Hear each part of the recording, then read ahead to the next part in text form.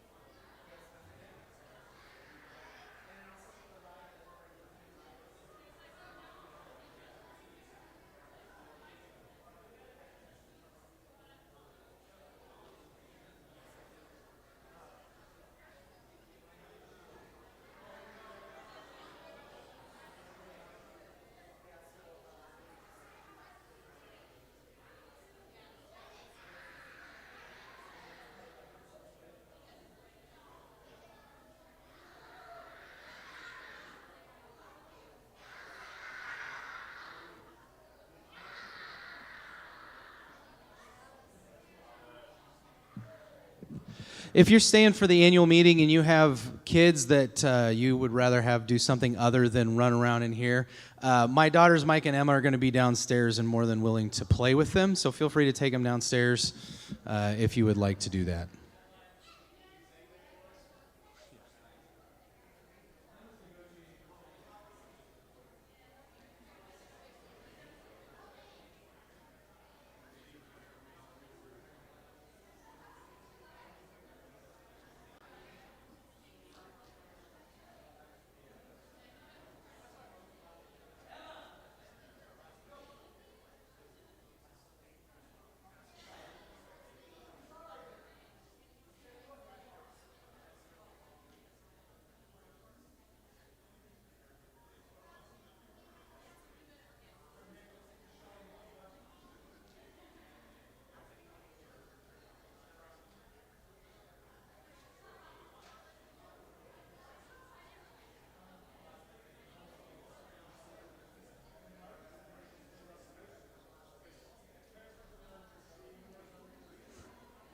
So you feel every Sunday morning when you're trying to get everyone to come in and sit down.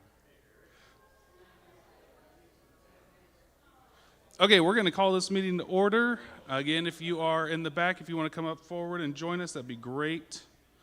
I'm Nick Brown. I'm the chairman of the board this year, and I am excited about the year that we had, but also the upcoming year.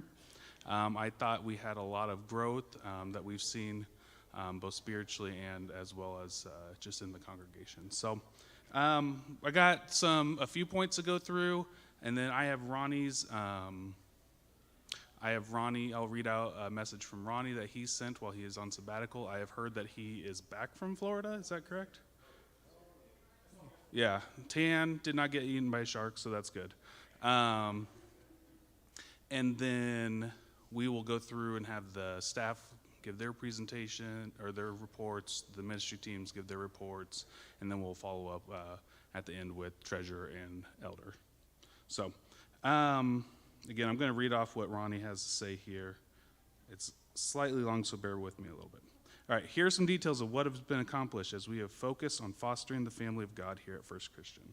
Over the past year, starting in July 2023, there have been 12 baptisms, which I think maybe now it's 13. Also, I oversaw the discipling of 12 people through the Followers Made 6-month program. Linda led 5 ladies, and Nick Brown and myself led 4 men. Ty Zimmerman led 3 new converts through a 10-week lesson guide that he created. This was a good beginning for these men, and I plan on using Ty's material as needed. An activity that we had positive feedback from was a 21 days of prayer and fasting held in January. The midweek prayer service on Tuesday and Thursdays were not that well attended, but we believe this did not reflect on actual numbers of those who participated. We will plan to organize another prayer and fasting for this next year. We feel it is an important way to begin the new year. Besides the above details, Linda and I have continued to hold the new attenders night, 5 since last July. These have always produced good results in connecting new people, so we will continue. Thank you to all those helping with meals and childcare to make this possible. We have also continued to join other churches in such events such as Community VBS, Service Sunday, and Worship in the Park on the 4th of July. It's always a plus to work with other congregations to minister to our community. Lastly, we have hosted a staff Christmas gathering each year at our home, which includes Linda and I preparing and serving dinner and dessert, reminiscing about the past year and enjoying time together. The church staff speak of it fondly each year. Eric agrees. Over this past year, I've performed 11 funerals, some of the members from the congregation or connected to members. I have also had some opportunity to connect with people that were not church members and share the gospel with their families. Many of the above activities will continue to do this next year, making improvements as needed. One detail we are looking to begin is developing small groups. My hope is that these groups will promote spiritual growth and provide a possible place for sharing the gospel. I have asked Ty Zimmerman's leadership with this and have already connected with several possible small group leaders for this fall. We are looking to set up a time to train these leaders soon. Along with the small groups, we are still planning to hold Wednesday night classes. I want to acknowledge those I work with in ministry. Over the numerous years we have grown together as a team. Everyone contributes in their God-gifted ways. These people have worked hard and sacrificed and have looked to grow as they continue to serve here at First Christian. Thank you to Eric, Matthew, and Trish for your partnership in ministry. We could not do it without you. I would like to especially acknowledge Dennis Wood. Is he here? Okay. I would like to especially acknowledge Dennis Wood for his years of serving the church as our janitor. Dennis has been here longer than me and another minister or two. Thank you also to Lois and family for stepping up when Dennis's health hindered him from his work. Finally, I am excited for what God has in store for First Christian through the next year as we continue to look to foster the family of God. With that is from Ronnie, and I will pass it on to Eric.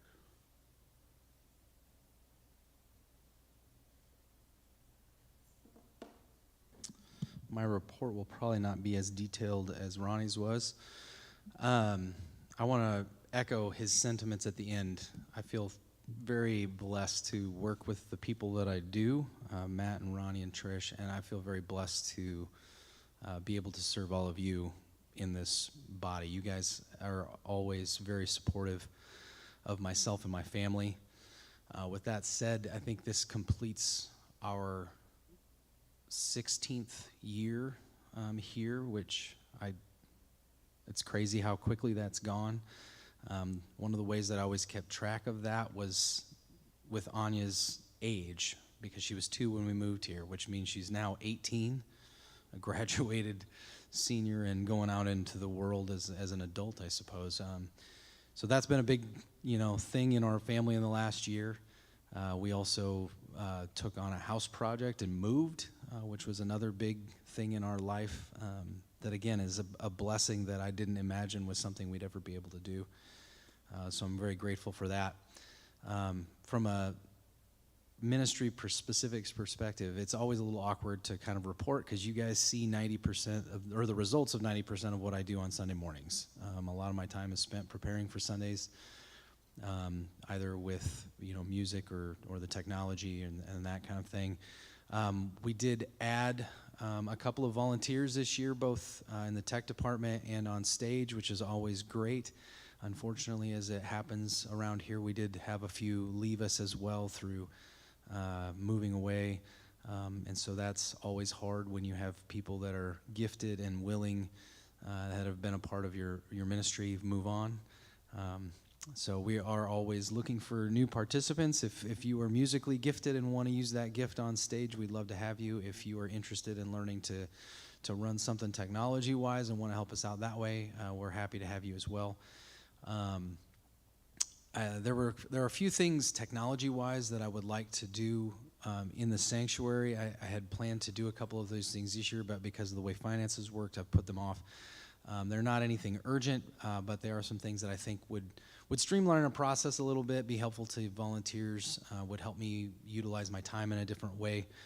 So those are things I'm going to continue to look toward, mostly to do with the way in which we put things on the screen and then send things to our live stream. It will probably involve a new PC and some new software.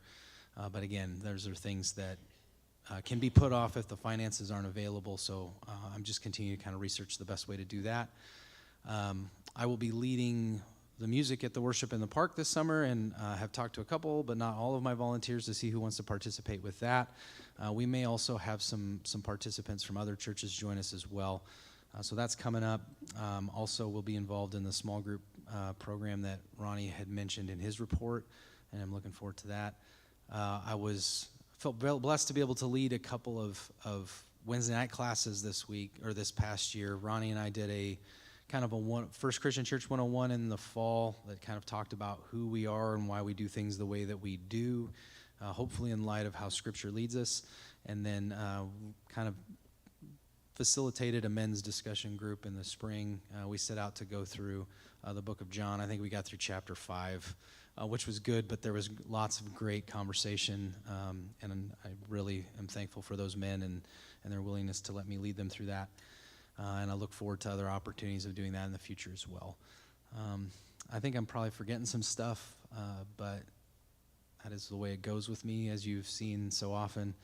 I'm always happy to talk with any of you. So if you have concerns, if you have any criticisms, I'm happy to hear those. So feel free to reach out. I would love to talk to you about any of those things if you want to. But most of all, I'm thankful for you guys. I'm thankful for the way in God continues to provide for my family and for this ministry, and look forward to the things that He has in store in the future.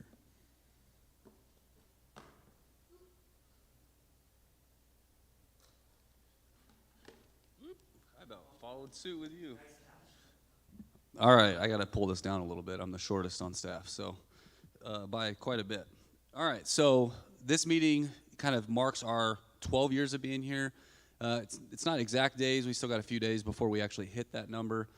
This meeting also marks when my life gets really, really busy. So I'm excited about that, but I'm also last year during football season, my kids asked if I still slept at my house. So that's kind of what these next few months are going to look like for me. So, and that's fine. But I want to echo again, and I know it doesn't, going last on this seems like redundant, but I want to echo the same thing, being able to work with Eric and Ronnie. And the truth is, too, being able to work with them for the amount of time that I've worked with them, but then also being able to work with you guys for as long as I have.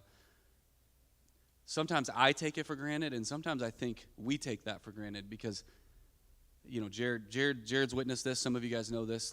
There's been turnover in other churches in this community in the last 4 years, big turnover where youth pastors have left, senior ministers have left, and it happens a lot quicker in other churches than it seems to happen here. Maybe that's a good thing. Maybe it's not a good thing. I don't know. But I'm incredibly thankful for the opportunity to be able to continue to minister alongside this community, to be able to learn about the ins and outs of Junction City, to be able to walk into Eisenhower schools and chat with different people that don't come here, that maybe don't have a relationship with Jesus. To be able to rub shoulders with students on the football field is an incredible gift. And honestly, to be able to add people who also do that too. It's been pretty cool to kind of see that take place. But just to kind of echo again, just incredibly thankful for the last 12 years here, and however long God continues to gift us with the opportunity to minister here. So this last year, kind of just to get straight into youth ministry, we made a pretty big change last year that, depending on how you view the results of that, you could view as a really positive thing, or you could view as a really negative thing. And I think the answer is probably somewhere in the middle of it. We made a pretty big shift where instead of, it doesn't sound like a big shift, but it was a big shift where we went from 2 hours for our youth group in the evenings to an hour and a half. And the big reason why we did that was because there was a lot of, I would call it chaotic time, kind of towards the end of youth group, where it just felt like there was no control. And I know that sounds weird, but it's like when you get a bunch of middle schoolers and even high schoolers together and there's not really control or structure, bad things could happen. Did any bad things happen? No, but just the thought of it really bothered me. And then two, because of that extended amount of time, especially towards the end of our youth ministry evenings, it felt like when kids would leave, they would remember nothing from what we did the first hour and a half and only what happened in those last 30 minutes. And again, depending on how you view the results of that, again, it's kind of to the eye of the beholder. It's something that I struggle with quite a bit because so 2 years ago, we'd kind of grown to where we were between 40 and 50 kids pretty regularly on a Sunday evening, which is really, really cool, but it also can create a lot of chaos. And then this last year, because we kind of took out a lot of that chaotic time, some of those kids that, loved that chaotic time stopped coming. And so having to deal with, okay, did I make the right decision here? Did I not make the right decision here? I think the kids that came and were committed to coming really grew, which is kind of what I try to hold on to. Like, especially as I get older, it's a lot easier to err on the side of, hey, structure, let's learn about Jesus, let's continue to grow in him.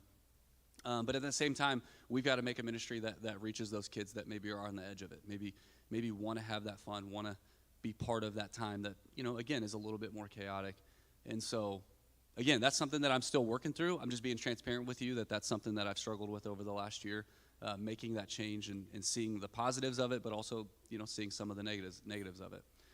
We also, Mike helped me with this, especially because I went on sabbatical.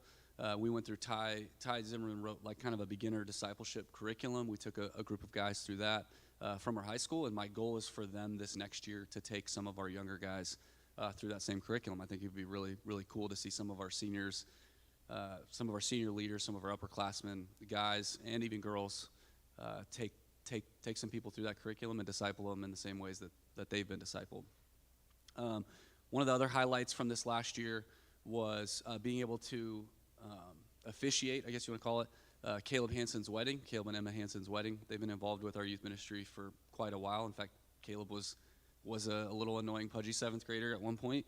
And so to be able to watch him grow and get to a point where he was ready to lead in his own household was really, really special. And to be able to be a part of that is really special. And I get a chance to do it again here coming in October with Chloe Brass. And so if you know Freedom and Ben, their oldest daughter was also part of our youth ministry, and I get a chance to officiate her wedding, which I'm, really incredibly thankful to be able to do that. I should have mentioned this earlier. Part of the reason I made that hour and a half to 2 hour, like that 2 hour to hour and a half switch, too, had to do with our volunteers, right? We got Hannah, got Mike, got other people in here that have volunteered with our youth ministry before, and 2 hours on a Sunday evening it's a lot, especially when you've got young kids at home. You have to wake up the next day for work, go down the list of what you have going on, plus you add kind of that chaotic time. It could just create a lot of stress. So one of the things that, again, has always been important to us and has been especially more of a focus in the last few years is just really making sure that the volunteers that we have, we're trying to take care of. We're very imperfect at this, and there's ways in which we fail at this quite a bit. But it's something that is at the forefront of our minds, and it's part of the reason we make some of the decisions that we do make. So this next year, obviously, I'd like to see our ministry grow. I'd also like to see our students really grow. I'd like to really see our students challenged with the gospel and continue to, again, grow in that way, and have, and again, also not forget about some of those kids that, I hate to use the word fringe, but some of those students that, still want to have fun, still want to be engaged in that way. Because that is an opportunity as well that I don't want to miss out on. So last thing I'll kind of update you on, I guess, not update, but just inform you of. This next week I get the chance, actually starting tomorrow, I get the privilege to speak at high school camp, which I'm really excited about. I've spoke at high school camp before, kind of one-offs when they've needed it, but this time I actually get to speak, Monday through Thursday, so I'm excited to be able to do that and share from the book of James. So I think that's everything. Do you think of anything that I missed? Not necessarily. Okay, so if you have any questions, don't be afraid to ask. If you're interested in volunteering with the youth ministry, Bud, Charlotte, I see you over there. We can talk about it later, or not right now. Don't be afraid to talk to me about that too. So.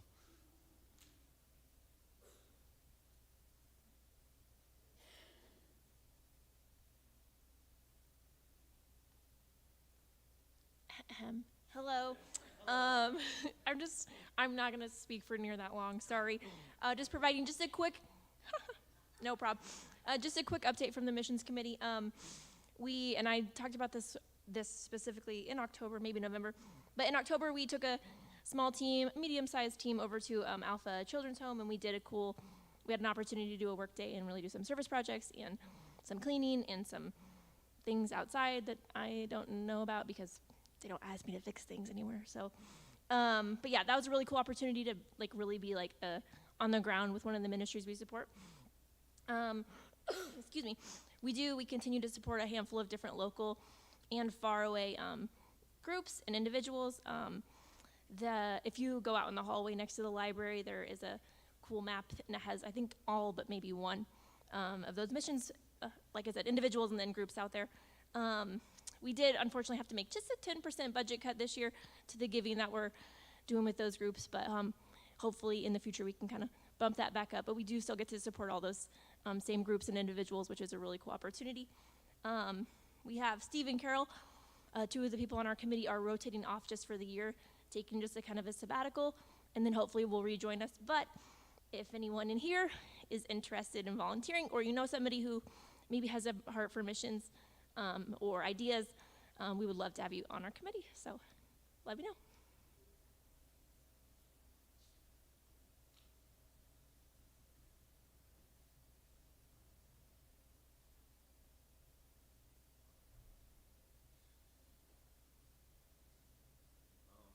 I'm here to update you on the roads and grounds. So there's quite a bit that has happened since our last meeting.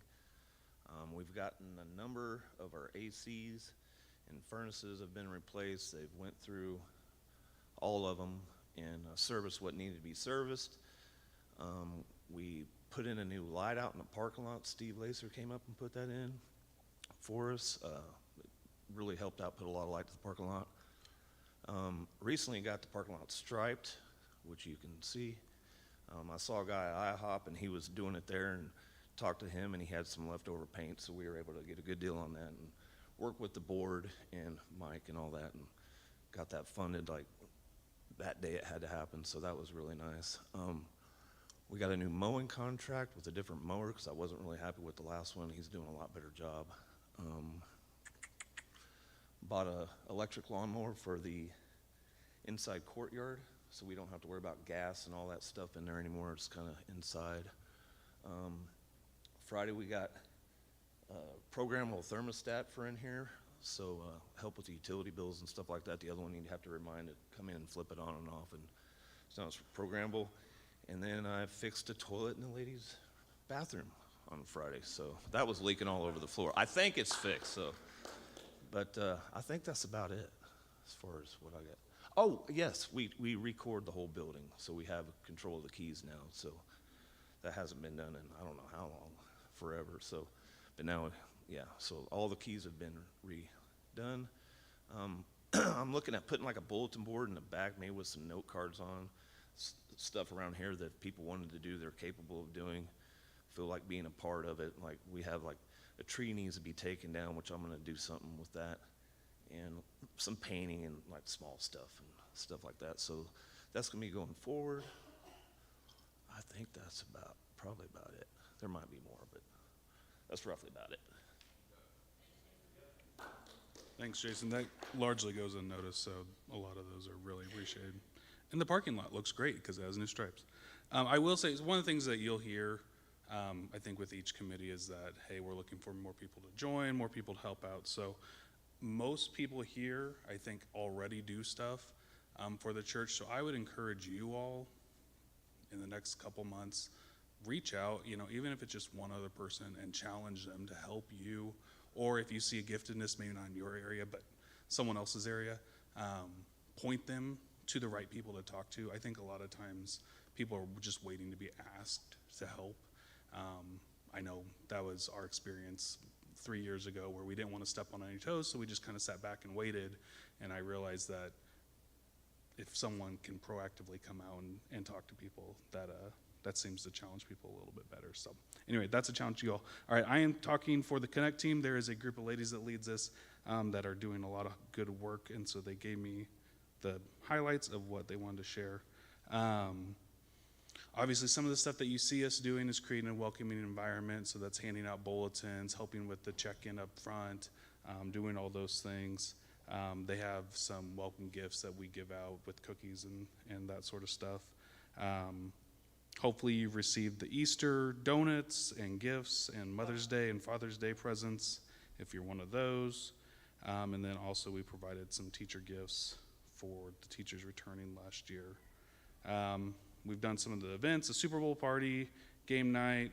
We did the fall gathering at the Landreth Homestead, and then fireside fellowships during the summer. And then one of the things that hopefully a lot of you got to enjoy was the D9, D8, or D8, D9. I always say it wrong. And so that, I feel like, was a pretty big success, and we had over 50 people involved in both when we did it in the fall and then again this spring. We're going to do it again this fall. Again, that's 4 dinners with a small group of people hosted at people's houses. If you liked your group, good. If you've done your 4, that doesn't mean you can't stop hanging out. If you didn't like your group, sign up again. We're going to do it again in the fall, and so maybe you'll get some new people that you get to connect with. So, am I missing anything? I'm looking for our team. All right, that's what I got.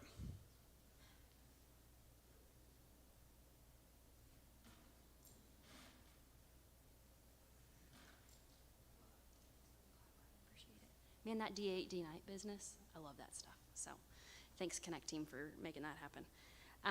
All right, I'm Lindsay. I represent the children's ministry team, or the family ministry team, as we like to call ourselves these days.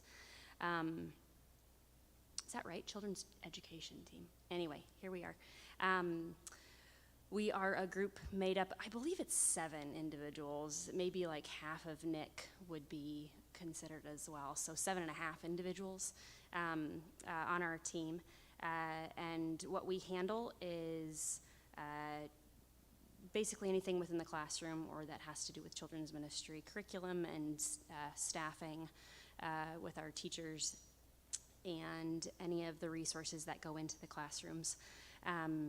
Anyway, it's a fun job, and we've got a really excellent team or a really excellent group of individuals on our team. Over the past year, I'm thinking back to the summer. I'm pretty sure it was last summer that Avery Rush, who was on our team, went in and she just tore our resource room apart and then put it back together very beautifully. So I don't know if you care about those things, walk into the resource room and behold what Avery did. She did a wonderful job.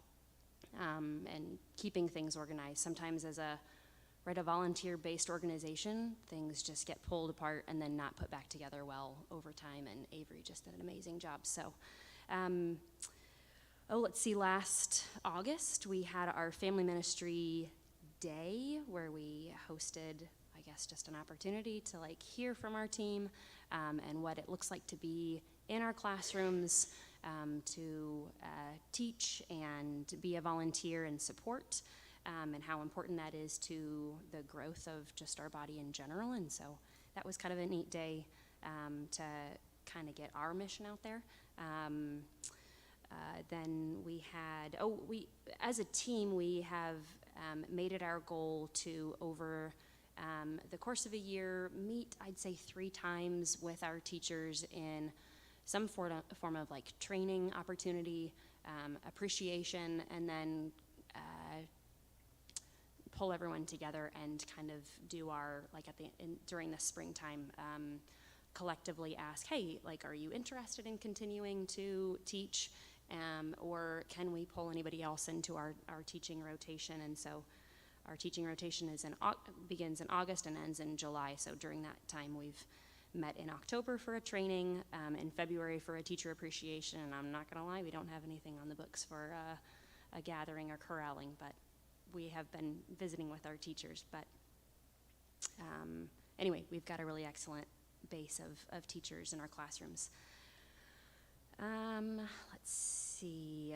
One of the things that we have accomplished over this last year, our sweet young man, Chase Gefeller, in his wheelchair and supporting the Gefeller family with Chase's special needs in the classroom. We want to make sure that he is comfortable and his needs are being met, and we've been able to pull together a group of, I think it's 5 or 6 individuals who have stepped forward and said that they'd love to sit with Chase in the classroom and move him from place to place and interact with him in the ways that he needs to. And so that's been just a really wonderful blessing and answer to prayers, and making sure that not only Chase is supported, but the Gefeller family is supported and meeting his needs. So we have Team Chase, just like they're rolling, they're doing great and supporting each other and supporting the Gefellers. I think it was one of our missions over this last year to make sure not only that we have a full array of volunteers, but getting more men into our classroom. It's a really important thing that we have, I guess just a male presence in our classroom as often as we can. And I've seen a big increase in our male presence in the classroom. And so that's been wonderful. Whether it's teaching in some way, supporting Chase. We had Dane Janner step up to support Chase on our team there, and then in both our pre-K. Anyway, we've just had a great increase in our male presence in the classroom, and are continuing. That's another continued goal over this next year, that we would pull more men into our classroom. So if that interests you. We have been using the Gospel Project in our classrooms over the last, it's been over a year since we have started that curriculum.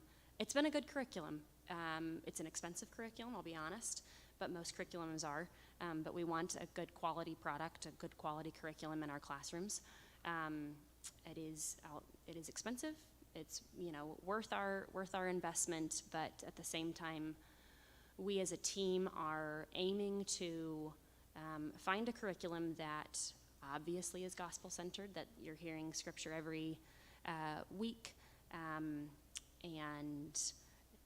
it handles the Bible well, is user-friendly, and then is cost-effective. We appreciate what the Gospel Project is doing for us, and we're going to continue to invest in it until we would have purchased an entire curriculum series. But as a team, we are aiming to find something, actually put something together on our own if it's possible. That's kind of a big project that we're undertaking, and actually are going to meet next week about that. Have our first meeting together as a team about what it would look like to find or put together our own curriculum that we can utilize over the years to, one, use our money well and teach well in our classrooms. So if anyone has any questions about that, I don't know if I jumbled that too much. Anyway, I can answer questions about that. A couple of our goals, what we're aiming for over this next year as well. One second, I apologize. More men in the classroom. Oh, maybe I've covered everything. Hey, that's cool. Yeah, always looking to support our teachers well. We want to make sure that our teachers are coming in, are well equipped, and have the opportunity to serve, and then find time to rest after being committed to teaching for whatever period of time they're willing to teach. So that's just one of our continued goals, and I think that's it. Thanks so much, guys, and have a great day. All right, content creation, pretty simple. Live stream's been going well. Some weeks we have better engagement on that than others. I do think that it's still a valuable resource to have, especially for, my wife's benefited from it from it. So have I, whether I've been sick or we've had kids that are sick. And it's an opportunity for us to still engage in service while not being able to be here. And so it has been good. Some of what Eric is wanting to do with technology will ultimately affect maybe what that looks like. And so that is one of the things. We've done a handful of This Is My Story videos from our board over the last year. There's been some good ones. There's still some that we want to get filmed. There was one that we did film that I have the audio for but not the video for, so we got to refilm that one. And then there's some other aspirations that I have for other things related to video stuff for the church. It's just a hard thing to implement because it's like, do I want to be running around on a Sunday morning with a video camera in the middle of a service? That just seems kind of weird to me. So figuring out how to do that well is something that I need to figure that out. And so that's something that I would like to work towards over the this next year, is to put out some other content for the church. So I think that's it.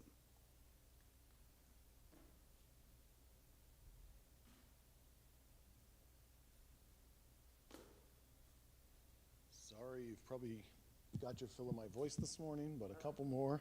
I'm the treasurer and the chairman of the elders, so I've got 2 reports to report on, and then I'll pray and we'll be done. So that's it. I always have the joy, the pleasure, the brutal honesty to talk about money, which is never fun. But as the treasurer, it's kind of my responsibility. We've had a really good stretch of really good years. The last 3 years, from 2020 to 2023, we've been above budget every year, and we've been able to do some things that we weren't able to do because of that, and spend some money in some ways that were really gospel-centric. Unfortunately, this year, we didn't have a very good year. I've got some numbers up here if you want to look above my shoulder there. We increased our budget over the last year because of that. To a total budget of the last year was $343,908, which means we needed to bring in about $28,600 every month to fit that, and we didn't come even close to that this year. And the reason that number is so high is because we had been doing so well.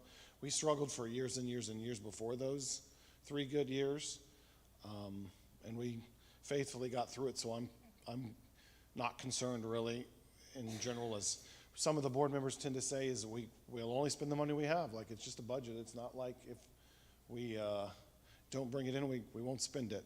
Unfortunately, we do have some overhead costs, whether that's insurance and building maintenance and paying our staff members and things like that are necessary. But because of that, giving was down. The next slide, he's got it up there, yeah. So this is through April. I do have May's giving numbers, but I don't have May's spending numbers, so I thought it would be disingenuous to show you the giving numbers through May and then the spending numbers through April, because it's not accurate. It's more accurate to do it this way. So we brought in about $90,000 less than what we're budgeted for with 2 months to go, which means if we're budgeted for $28,000, we need to bring in $45,000 over those last 2 months. And we didn't bring that in May. We only brought in about $25,000 in May. So it's not looking good to actually bring in the money in that we need to fulfill that budget. It's about $3,300 less a month than we budgeted for. And like I said, it's about $90,000 under budget with 2 months to go. If you look at the spending, that's the next slide. We brought in $252, and we've actually spent $274, so we're actually in the negative right now over what we spend because of expenditures like that, because of building maintenance and paying our staff and all of that stuff. The good news is we have savings, and so obviously we can't continue to go like this and spend, there it is, $21,000 more per year than what we're bringing in, which is what it is right now. We can't continue to do that and be where we want to be, to have a building and stay open and even things like that. But like I said, I'm confident. We have faithful people, and I'm confident that we will persevere through this. And God is faithful, and I believe that He is faithful, and we'll get through it. So because of that, we did make some budget cuts for the upcoming year. Unfortunately, our insurance premiums went really through the roof because of things like building materials, that if we had to replace the building for whatever reason, because of insurance claims from other people, I think things changed in the insurance industry and things like that. Used to be you'd be covered for things that they're not able to cover anymore, or they're covering 1% of costs of things, or we have to come up with 1% of total costs for, like, for instance, for wind damage, if we have a tornado or wind damage. The new thing they came to us was, well, if your building is worth $4 million, you have to come up with $400,000 of that to get the rest, basically, before we'll give you any more, basically. So, and that's not just the whole thing. If there's $80,000 of damage, we have to pay the whole $80,000 because that's our deductible, is at $400,000. So because of that, my budget committee really faithfully took some expenditures away and cut the budget, and then it all went right back in with that insurance premium going up. And we didn't find that out until the end of April, really. So it's been about a month.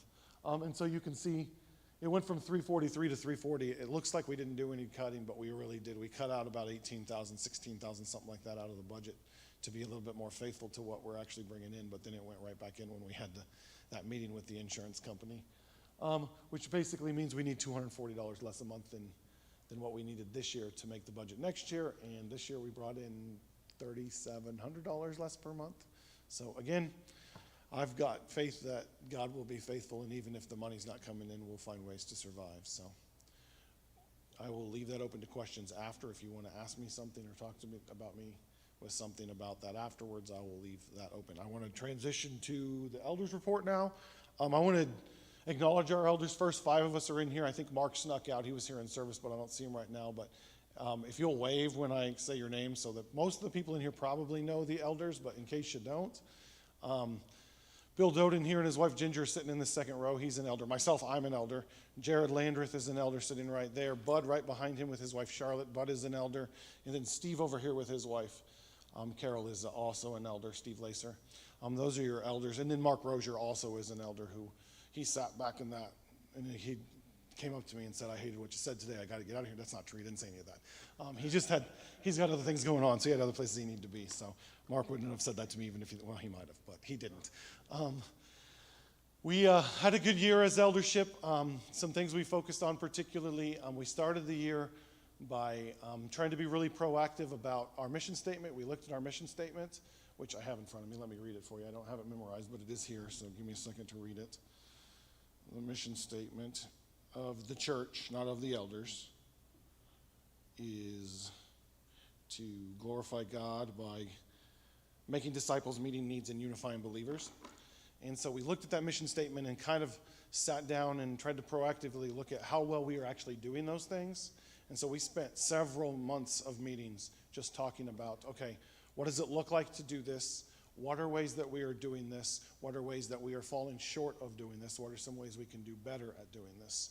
And so I think, we identify programs. You've heard those programs. We identify programs like Followers Made and Dine with Nine and Wednesday night classes. And we have a Sunday school class, and we have a Tuesday morning men's group, and we have discipleship going on in lots of different places that we identified as some of those things. There's a group of guys that over the last year went out on Fifth Sundays and did service projects for the community. All of those things, I think, fit within the parameters of either like making disciples, meeting needs, or unifying believers. The thing I think that we came up with that we want to be more proactive about, I think that's the way to state it. Not that it's a weakness necessarily, but that we would like to be more proactive is ways to evangelize the community, being more involved in intentionally coming to the community with the gospel message rather than being kind of reactive about it, sometimes waiting for people to come through the door. And so that's my desire in the next year, is that we're more proactive about that.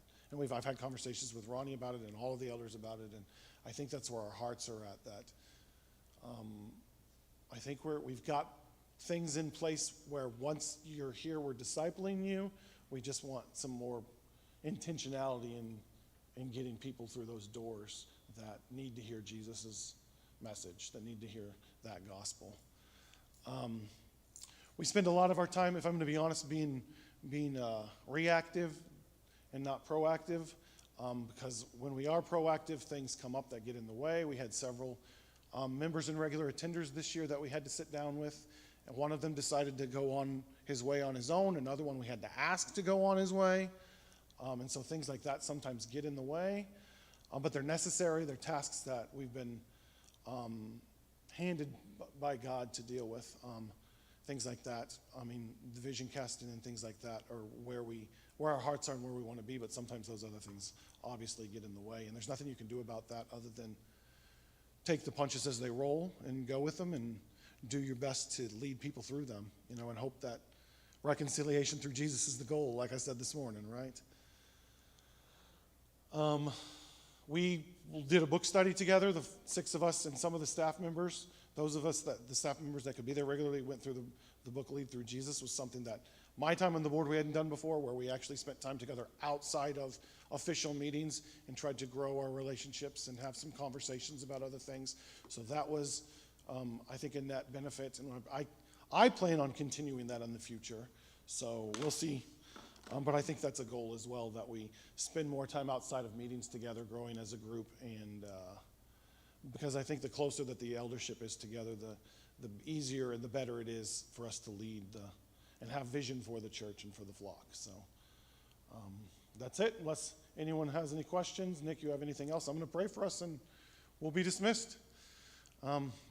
Lord, we love you. I thank you for this flock. I thank you for the people here. I thank you for the leadership, and I thank you for their willingness to serve. I thank you for the individual believers and their willingness to follow you. I just ask that that's what you give us hearts to do, that you give us hearts to do what you would have us do, to act like you would have us act, and to share the name of Jesus in our community. I ask that this group is a blessing to the community. Help us to spread your word in this community. Help us to grow your believers in this community. Help us to disciple people into being the people that you have called them to be. Help us to be those people. Help us to live our lives in that way. It's in your Son's holy name that we pray. Amen.